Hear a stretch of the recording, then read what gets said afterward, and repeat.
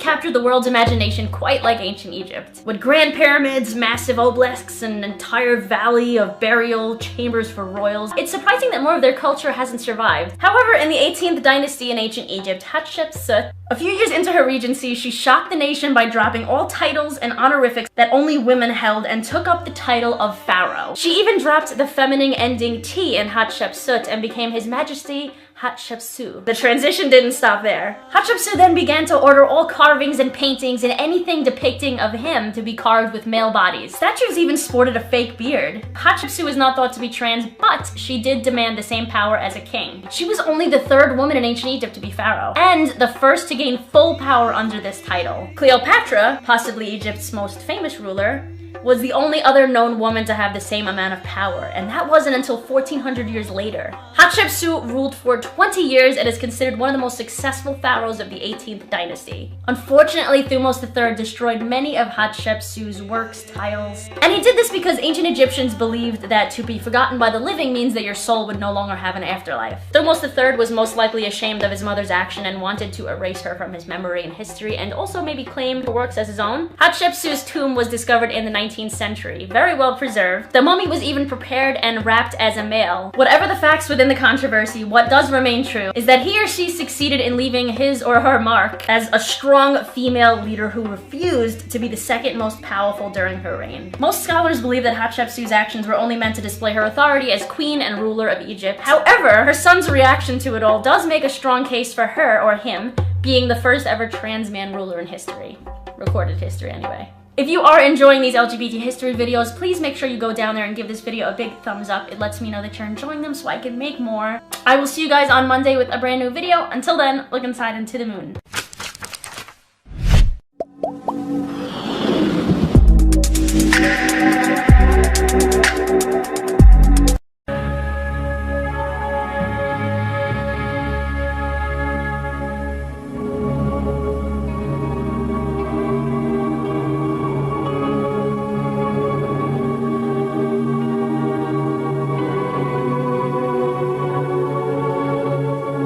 Hatshepsut's story begins here at the temple of Deir el-Bahri, across the river from Thebes, the ancient religious capital of Egypt.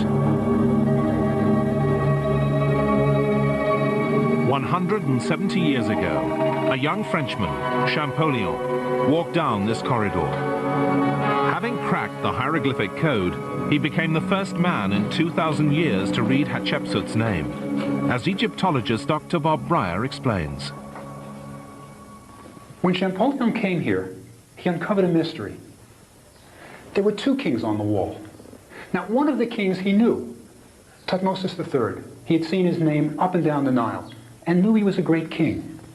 But the second one he had never heard of, King Hatshepsut.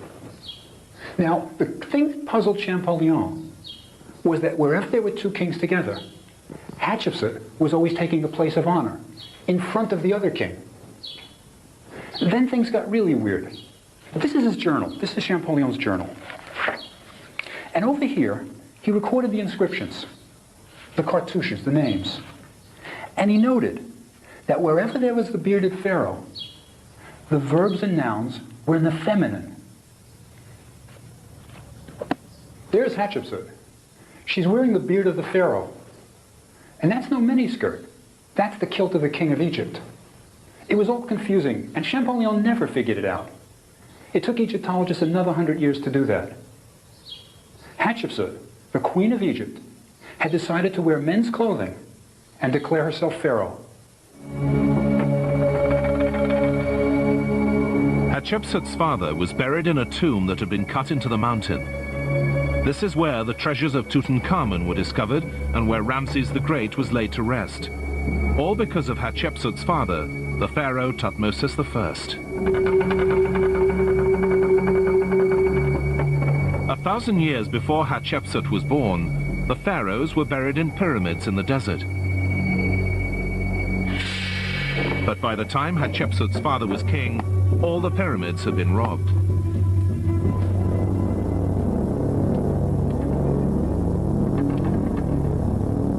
Egypt had suffered long periods of turmoil and instability and was just beginning to return to order. Hatshepsut's father needed a place where he and his treasures could be buried safely.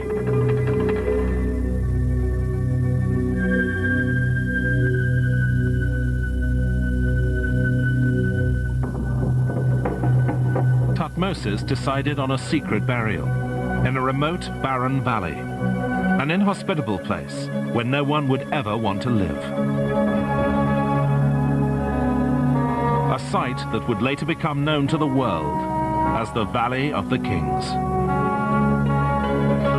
It was a bold venture, but not beneath the capabilities of Hatshepsut's father. The tomb was completed, and Thutmose became the first pharaoh of Egypt to be buried in the Valley of the Kings.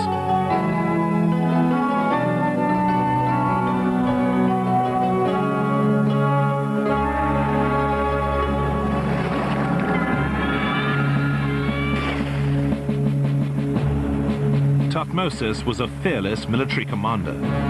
As soon as he became pharaoh, he led an expedition south into Nubia, now the Sudan, to quell a rebellion.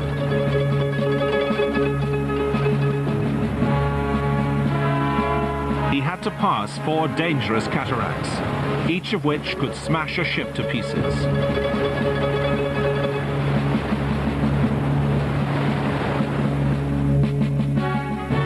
He led his troops deeper into Nubia than any pharaoh had ever done before, to defeat a confederation of Nubian tribes. Hatshepsut's father was a formidable opponent.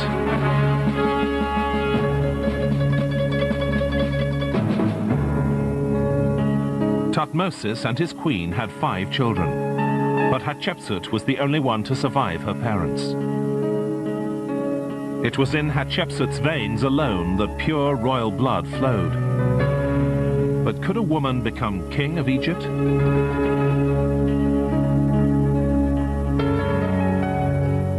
In Egyptian times, choosing a king was complicated.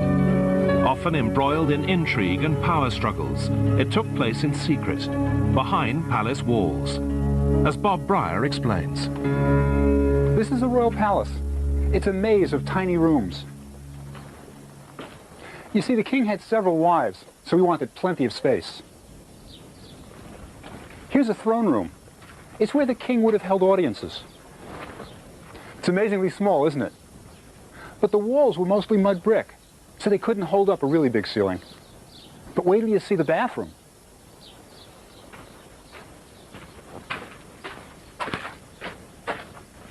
It's practically camping out, but it was state-of-the-art for ancient Egypt. See this wall? It's stone. It's a luxury.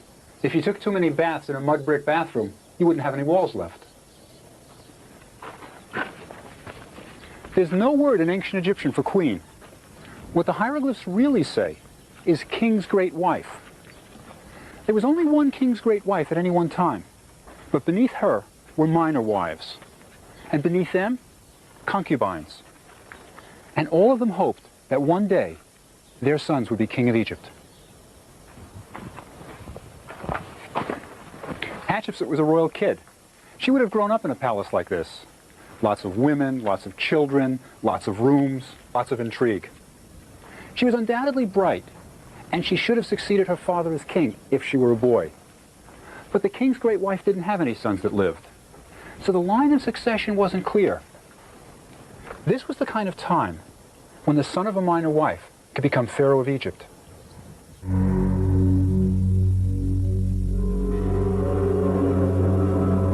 When Hatshepsut was 12, her father died. The young girl was the only true royal heir. But Egypt needed a king, so Hatshepsut was married to Thutmose, her half-brother, who had been named after his father. Thutmose II was the son of a minor wife, half-royal, so he needed Hatshepsut if he were ever to rule as king. When they married, Thutmose II was in his 20s, and Hatshepsut, a 12-year-old girl, became Queen of Egypt. Thutmose II was hardly an outstanding pharaoh. His mummy suggests he was a far cry from the kind of man an Egyptian woman would have dreamt of. He was an unhealthy, frail man with little musculature. He was in his 40s when he died. Bald, his body dotted with scabs. He'd built no great monuments, raised no obelisks to the heavens, and conquered no foreign lands. He never accompanied his army on campaigns. It could be said he was the exact opposite of Hatshepsut's father. The best that can be said of his reign is that it was uneventful. This must have been difficult for her, raised in a palace where great deeds and bold innovations were the norm. She and Thutmose had only one child, a daughter, Nefertiti. By the time Thutmose died, they were in their 20th year of marriage. Hatshepsut was now 32 years old, and she was free. The mother of a young daughter, Queen of Egypt, and in the prime of life. Now she would show Egypt what the daughter of a great king could do. She began the most incredible building program any queen had ever undertaken. Deir el-Bahri was Hatshepsut's mortuary temple, where she could be worshipped after her death. A building like this was unprecedented. Egypt must have been stunned.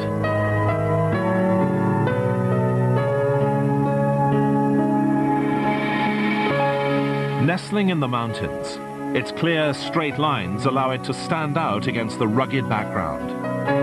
Arguably, it's one of the most beautiful temples ever built in ancient Egypt. In the previous century, Egypt's pharaohs had been preoccupied with war, fending off their enemies. This was the first major building project since the turmoil ceased. A beautiful work of art, it must also have made a strong political statement. Divine order will be restored. The Queen of Egypt is capable of great things. It was to mark the beginning of a new life for Hatshepsut. For 20 years, she had been the dutiful, silent wife of Thutmose II. Now, the energy she had inherited from her father was going to be expressed. Deir el-Bahri was the result.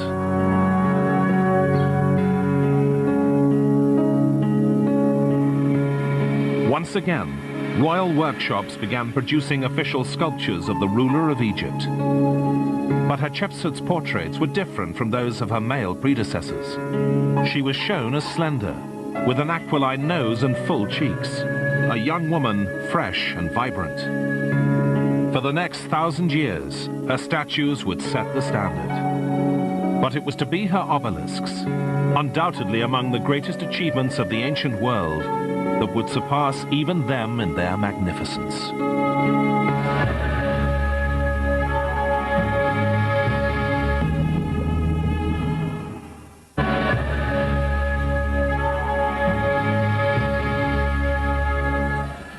Hatshepsut was especially proud of the magnificent obelisks she erected at Karnak Temple. Here, lying still unfinished in the quarry, is an example of an obelisk. Still attached to the granite from which it was carved, it shows its huge scale. Every Egyptian obelisk was cut from the same granite quarries in Aswan, located around 250 kilometers south of Thebes. Granite was the only stone strong enough for such a tall monument. Its construction was an incredible feat. You can still see the channels where workers pounded for months to free it from the surrounding rock. Hatshepsut's 2 obelisks were completed in just 7 months. She recorded their transportation to Karnak on the walls of her temple at Deir el-Bahri. The obelisks were dragged on sleds to the riverbank and placed on one barge end to end. It must have made an extraordinary sight. Once at Karnak, the obelisks, over 30 meters high and weighing 350 tons, had to be erected. There's no written record of how the Egyptians raised obelisks. The current theory is that they were lowered down a ramp onto a large granite base. The obelisk caught on a groove on the base and was then pulled upright by a series of ropes. And there is nothing holding an obelisk upright. It relies on its own perfect balance to remain on its base and stands as testament to the precision of Egyptian craftsmen. On the base of her obelisks, Hatshepsut wrote these words. She made them as her monument for her father Amun, lord of Thebes, presiding over Karnak, making for him 2 great obelisks of enduring granite of the south. Their summits of electrum, the best of any country, are seen on both sides of the river. Hatshepsut had every right to be proud. Her ultimate obelisk is the unfinished one in the quarry at Aswan. It weighs nearly 1,000 tons, 3 times the weight of the other obelisks. She was confident that it could be quarried, moved and erected, but it cracked while the workmen were pounding it free from the rock and had to be abandoned. It was not Hatshepsut's technology that failed, but the granite itself.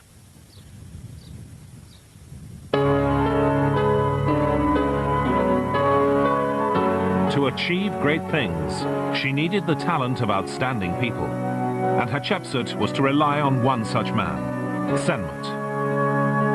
She elevated Senmut, her daughter's tutor, to the position of overseer of the works. Hatshepsut knew him well. She even entrusted her only child to him. Senmut's good service to Hatshepsut was well rewarded. He was born a commoner, but rose to one of the highest offices in the land. Under the patronage of Hatshepsut, he was able to build a shrine at Gebel Silsila, 60 kilometers north of Aswan. This has always been a special place. Gebel Silsila means mountain of the chain, and legend has it that in medieval times, the Egyptians placed a chain around one of the huge rocks on the riverbank and stretched it across the Nile to stop ships from passing. The nobility had private chapels carved along the banks of the Nile to gain favor with Sobek, the crocodile god. This was where the rich and illustrious of ancient Egypt came to flaunt their wealth.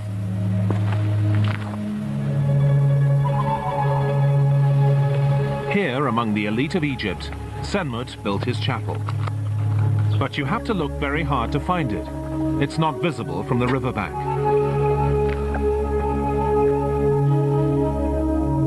Tucked away in the rock cliffs, its view of the Nile is superb.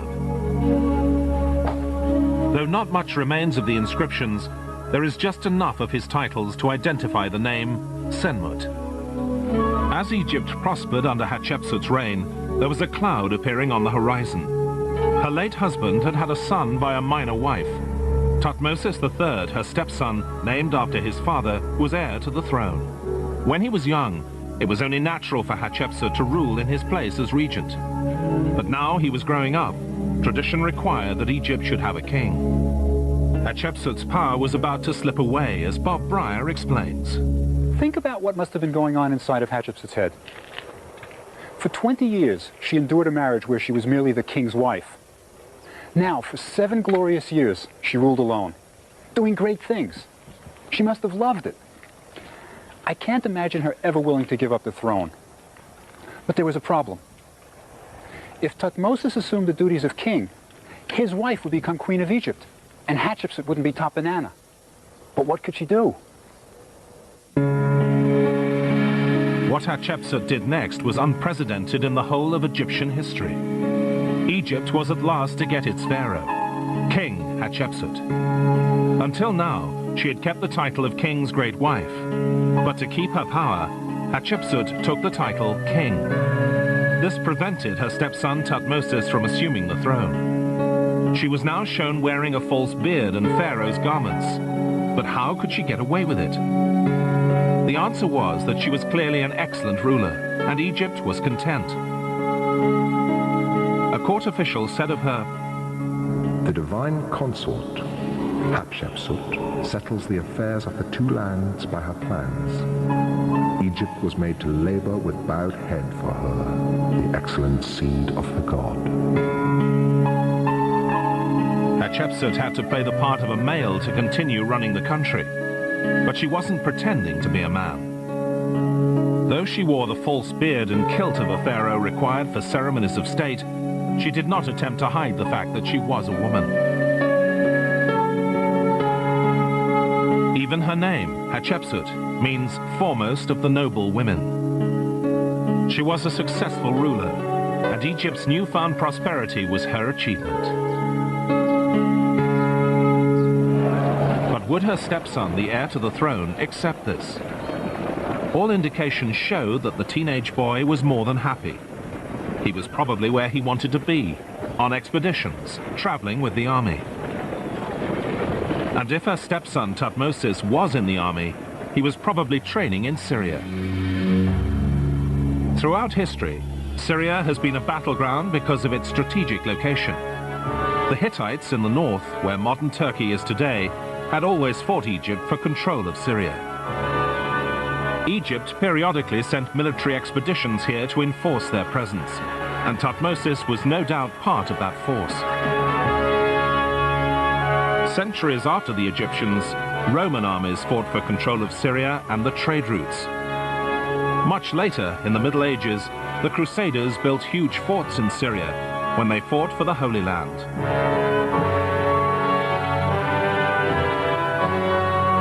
The military was a perfect place for a pharaoh in training. Thousands of soldiers had to be fed, paid, controlled, inspired. An ancient army wasn't just a fighting force, it was a huge bureaucracy that had to be administered. Someone had to oversee the stables, the weapons, the chariots, and deal with potential problems of successfully transporting and storing food for thousands of men. Thutmose would have witnessed all of this. If you could run an army, you could certainly run a country. As Thutmose would later show, he was content where he was. This too suited Hatshepsut. Back in Egypt, she was the undisputed ruler. If Hatshepsut had been a good queen, she was unsurpassed as king. 1 year after becoming pharaoh, she sent a trading expedition to the distant land of Punt. This was a bold and dangerous venture that took tremendous organization. No pharaoh had sent a trading expedition to Punt for centuries. The expedition marched from a base near Thebes for 150 kilometers on a desert road, through an area known as the Wadi Hammamat. Supplies for the trip had to be transported by donkeys, and each night the expedition camped by wells to refill their water skins.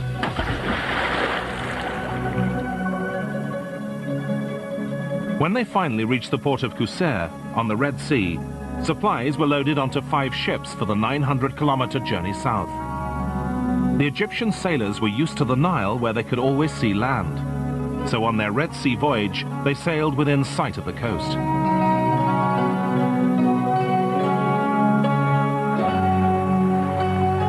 Punt was located in the Sudan, on the border of Ethiopia.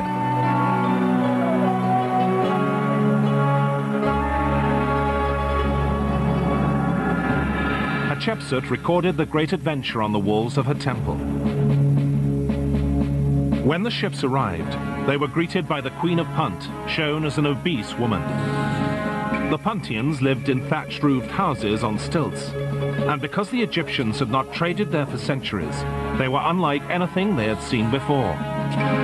This was the first depiction of tribal African life in history. The transaction seemed to have gone well. The ships were loaded with incense and frankincense and myrrh trees, with their roots carefully wrapped and protected in baskets.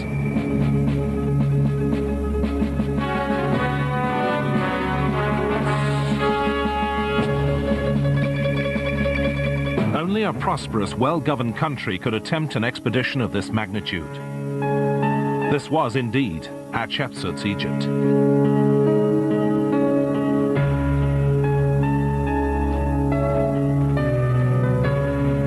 As her reign of prosperity continued, no one benefited more than Senmut. He had already been promoted to overseer of the royal works, but around the time Hatshepsut became king, Senmut was permitted to begin constructing his own tomb, high on a hill, with a fine view of the plain and river below. It was vast, befitting a man favored by the king. On the walls, Senmut recorded his titles. He was in charge of the palace, but he was also overseer of the granaries of the god Amun, overseer of the house of Amun, and overseer of the officials, which basically meant he was in charge of everything. The tomb is badly damaged, but there are glimpses of its former glory.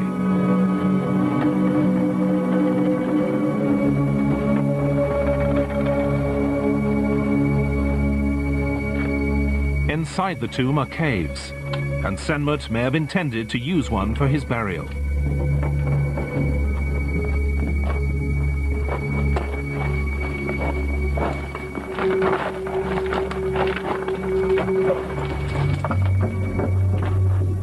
One clue as to how important Senmut was to Hatshepsut can be found in the broken pieces of his sarcophagus, found by excavators in his tomb.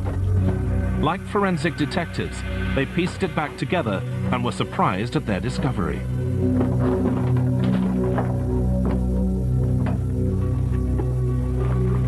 Hatshepsut had given him her own sarcophagus to be buried in. The sarcophagus was in the shape of a cartouche, the oval encircling a royal name. The inscriptions, once for a royal female, had been altered and spelled out the title Overseer of the Granaries of Amun, Senmut. No commoner had ever been buried in a royal sarcophagus. Senmut must have been a very special person. The sarcophagus was probably carved for Hatshepsut when she was still queen. But when she became king, she needed a new one to reflect her position as pharaoh. So she gave her queen's sarcophagus to Senmut so he could rest in it for eternity in his stunning tomb.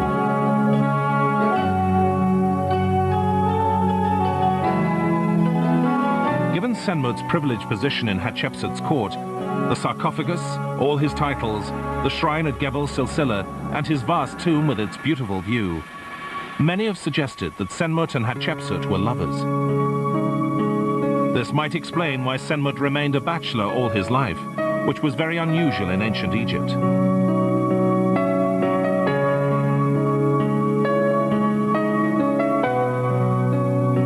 If they were lovers, it would have to have been kept secret. He was a commoner, and she the ruler of Egypt.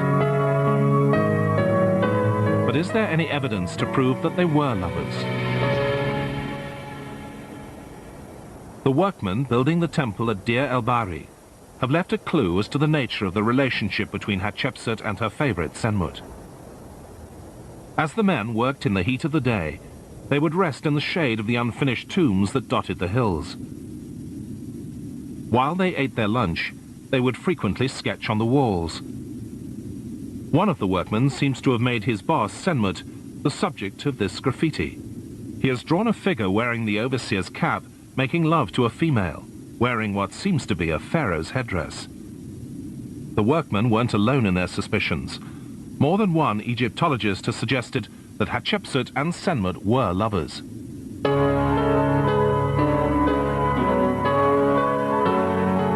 The workmen at Deir el-Bahari had especially good reason to suspect this love affair. On Hatshepsut's temple, Senmut appears dozens of times, usually shown worshipping Hatshepsut. No commoner ever appears so many times on a temple wall. Senmut and Hatshepsut's relationship must have been a close one.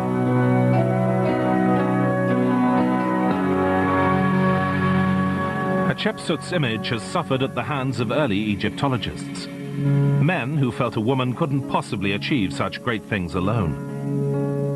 Herbert Winlock, who excavated Deir el-Bahari in the 1920s, believed that Senmut was the power behind the throne, directing the course of Hatshepsut's reign. Winlock certainly was not endeared towards him. He said, Senmut must have been a conniver, if not an actual instigator, for it's difficult to see how any such course could have been successful without the assistance of the High Steward. But Winlock was wrong. Senmut needed Hatshepsut, ruler of Egypt, to further his career. She didn't need him. But it's prejudice like this that led Egyptologists to view her as a passive figure. But Hatshepsut was no shrinking violet, arranging the palace furniture. There's even a report that she led her troops in battle.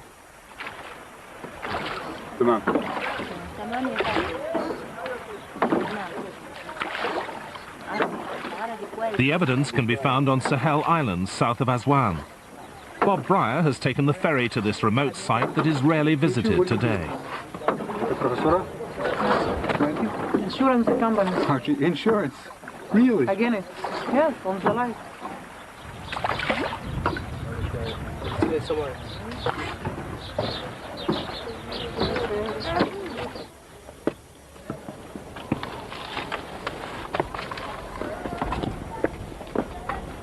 Here, there's at least one eyewitness to Hatshepsut's military exploits. One of her treasurers went on a military campaign to Nubia, probably to keep track of spending and the wealth they brought back. On his return, he stopped on the island.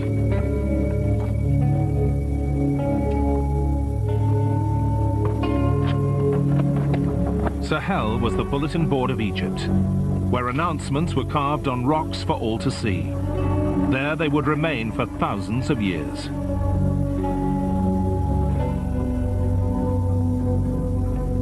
T, the treasurer, was so impressed with what he saw of Hatshepsut in Nubia that he inscribed an account of it on a rock.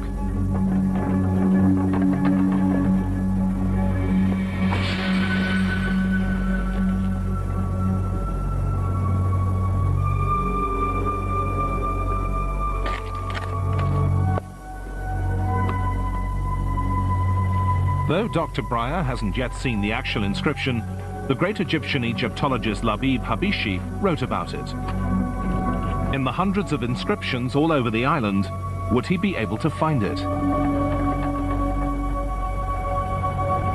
It's not what I'm looking for, but it's pretty good. It's a Hatshepsut inscription.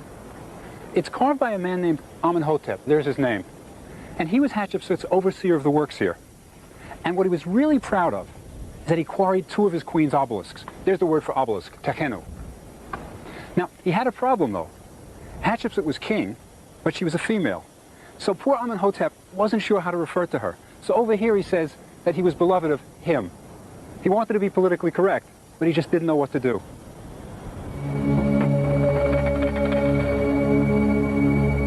Bob spent many hours among the rocks searching in vain. He wasn't able to find what he was looking for amongst the hundreds of inscriptions here at Sahel.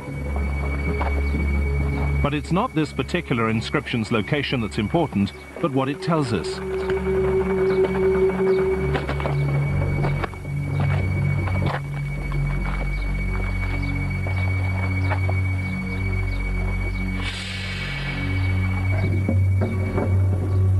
Carved by the treasurer T, whose job it was to keep track of the spoils the army took from Nubia, it says that Hatshepsut was with the army in Nubia and that she defeated the Nubians. T actually saw Nubian chiefs that had been captured and brought before Hatshepsut. It proves she was no pacifist. Hatshepsut was king of Egypt. Her power was absolute.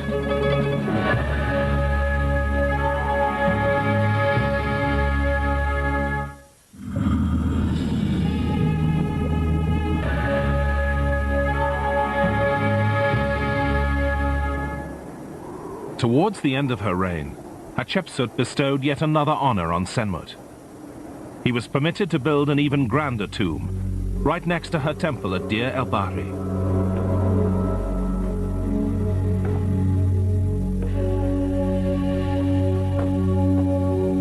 It was extraordinary for a commoner to have a burial within the precincts of a royal temple. But as we've seen, Senmut was no ordinary man.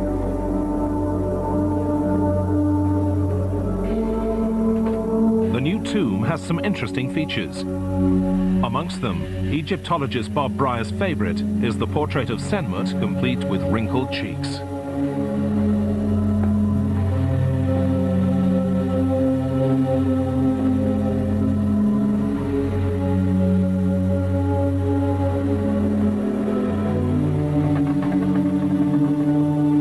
This is the first astronomical ceiling in history.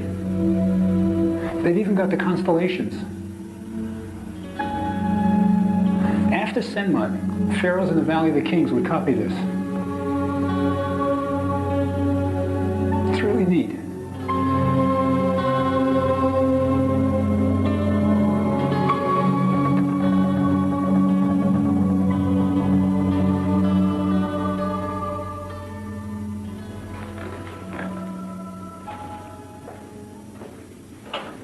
We know Shendyt wanted to be buried here.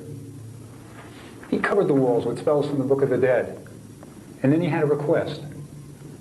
O you who are among the land of the living, be you scribe or priest, say the magical spells for Shendyt, the steward of Amun. There may have been a special reason why Hatshepsut permitted Shendyt to build his tomb so close to her temple. Shendyt's tomb tunnels straight towards the Valley of the Kings, just a few hundred meters away. And that's precisely where Hatshepsut's tomb lies. Unable to express their love openly in life, they may have intended to spend eternity together. And they may have achieved it. Shendyt died before Hatshepsut. Just a few years later, she joined him in the next world. Her tomb on the other side of the mountains is one of the most unusual in the Valley of the Kings, as Bob Breyer has discovered.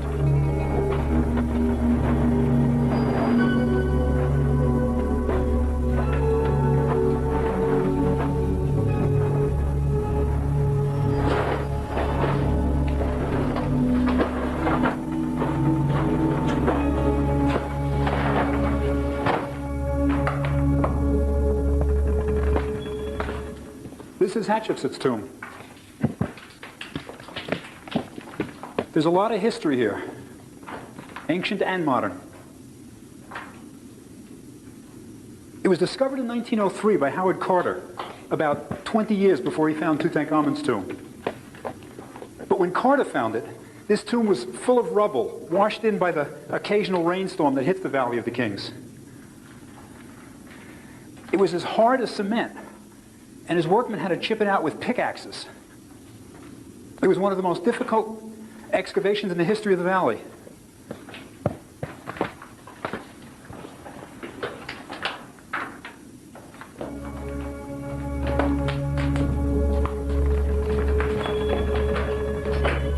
After 2 months of clearing, Carter had to stop work. The air in the tomb was so bad and so hot that the workmen couldn't keep their candles alight. Eventually, they brought in electric lights, a new technology for the time. As they struggled to clear the passage, it seemed it would never end. It was, in fact, the longest and deepest tomb in the Valley of the Kings.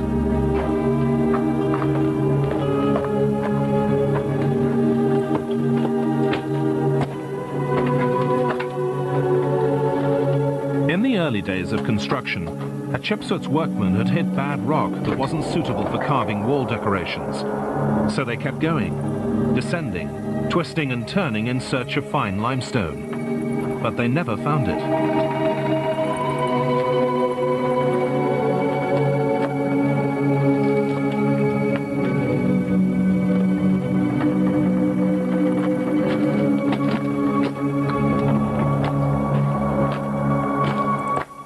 As Bob Breyer descends to find the burial chamber, he was halted by the same thing that stopped Howard Carter.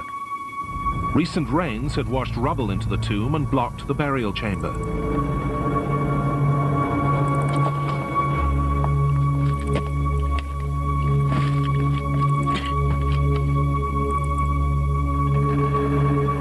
Carter did finally reach the burial chamber, where he found 2 beautiful red quartzite sarcophagi. One inscribed for Hatshepsut and one for her father. She had opened her father's tomb and had had his mummy removed to her tomb for reburial. In death, as in life, Hatshepsut wanted strong men close to her. After Hatshepsut's death, her stepson Thutmose III at last became Pharaoh. All his years of training in the army served him well. He was the greatest military hero in Egypt's history. During his 33 years as king, he led 17 military campaigns personally. Palestine and Syria were subdued, and Thutmose pushed far to the north, crossing the Euphrates into modern-day Iraq. The new king was able to achieve these military successes because Hatshepsut had maintained the army. He inherited a prosperous, well-governed country. He could have sat back and begun to construct great monuments to his glory. But Thutmose III was not interested in building. He seems to have been most comfortable leading his army, and this may well explain his relationship with Hatshepsut. While she was ruling as king, he was satisfied to lead the life of a military man.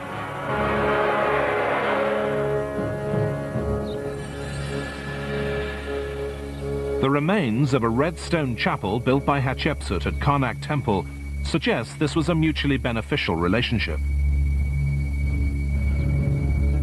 The dismantled blocks, awaiting reassembly by French Egyptologists, bear the names of both Hatshepsut and Thutmose, and they're shown side by side as co-rulers.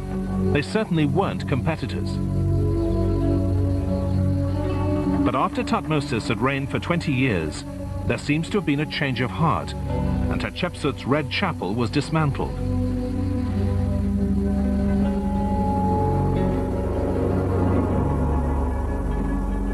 Her name was erased on all her monuments and was replaced with the name of her father, her husband, or her successor. History was being rewritten. It was as if Hatshepsut had never existed. Egypt had decided it could not have had a woman as king. It was not the traditional way. It upset the divine order. But history has a way of evening the score.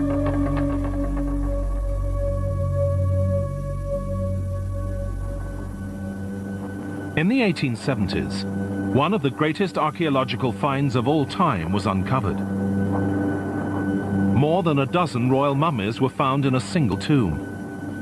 In ancient times, the Valley of the Kings had become unsafe, and the mummies of the kings and queens of Egypt were gathered and buried in a cache. Discovered by Egyptian authorities, the mummies were hastily moved to the museum in Cairo.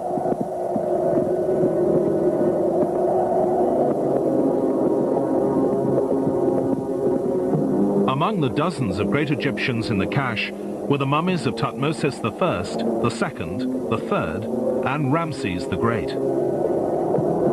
Several of the mummies were unidentified. Could two of them have been Hatshepsut and Senmut?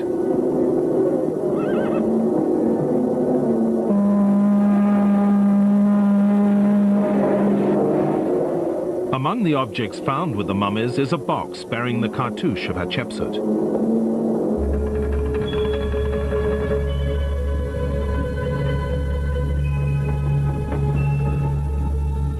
Inside is her liver, removed by the embalmers during mummification. Since her liver is present, it's reasonable to conclude that one of the unidentified female mummies from the cache is Hatshepsut. There is also a possibility that one of the unidentified males is Senmut. We know what he looked like. Ancient artists have left sketches of him, all with a slight double chin, a sign of prosperity. But they also show distinct lines on the cheeks, which is unusual. Winlock, the American excavator who found the sketches of Senmut, said, as for the wrinkles, they were surely the feature by which he was known. One of the mummies found in the communal tomb was described by the anatomist who first examined it as probably a high official, well advanced in years. Could it be Senmut? Known as Unknown Man C, the distinguishing feature of this mummy is the deep wrinkles on his cheeks.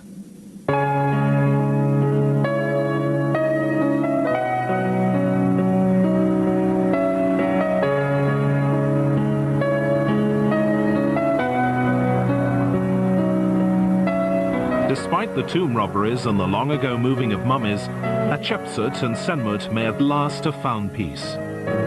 They may now rest in the same storage room in the Egyptian Museum in Cairo, closer to each other than they had ever hoped.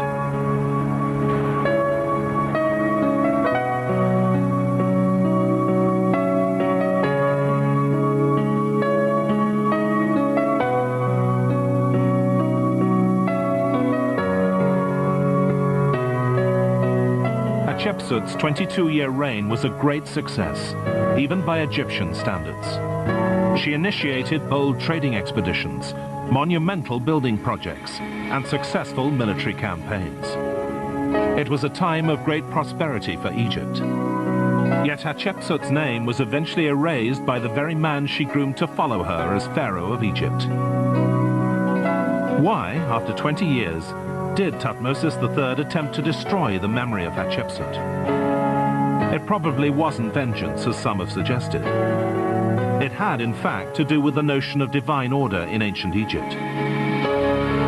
The concept of kingship that allowed pharaohs to be many things, warriors, builders, diplomats, administrators, could not permit it to be recorded that a woman had been king. The crime she seems to have committed, one that caused her name to be omitted from the lists of the kings of Egypt, seems simply to have been that she was a woman. But Hatshepsut is not that easily forgotten. Today, one of the most beautiful temples to be found in Egypt is Hatshepsut's temple at Deir el-Bahri. And the tallest obelisk in Egypt's history is Hatshepsut's obelisk, located at Karnak Temple. Almost as if she could foretell the future, Hatshepsut wrote, "Those who shall see my monuments in future years and shall speak of what I have done, beware of saying, 'It did not happen,' nor say, 'It was a boast,' but rather, 'How like her this is, how worthy of her father.'"